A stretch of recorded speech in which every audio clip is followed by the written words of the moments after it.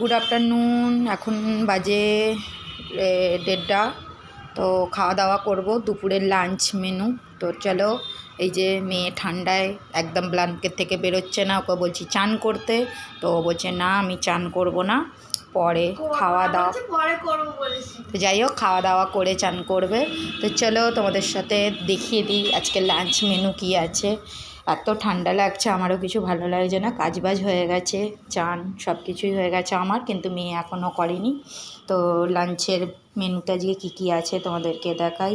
কার কার খাওয়া দাওয়া হয়ে গেছে সেটাও বলো, যার হয়নি সেও বলো।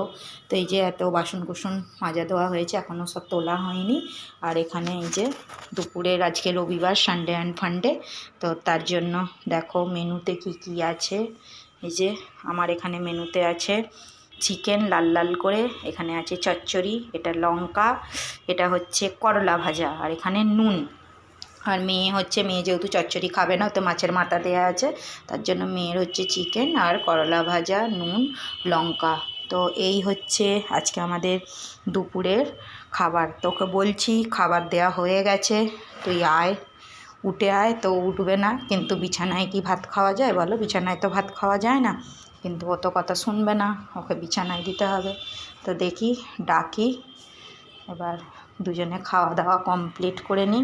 কমপ্লিট করে দেখি, একটু ইচ্ছা আছে ছাদে যাব, ছাদে গিয়ে কটা তোমাদেরকে রিলস ভিডিও বানাতে হবে। রিলস ভিডিও একদমই বানাচ্ছে না মেয়ে, ওর সময় হচ্ছে না, বলতে ওর ভালো লাগছে না, কেন ওর ফলোয়ার কমে যাচ্ছে, যার জন্য ওর ভালো লাগছে না।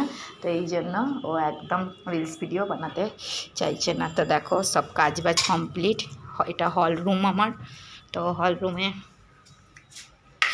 এই যে এরকম, তো কাজবাজ সব কমপ্লিট হয়ে গেছে। এই ঘরও গুছানো হয়ে গেছে, ওই ঘরটা খালি ব্ল্যাঙ্কেটটা মেয়ে এখনও চাপা দিয়ে আছে, ওঠেনি। এখানে দেখো না, বার্থডে হয়েছে, এখনও পর্যন্ত সব খোলাখুলি হয়নি।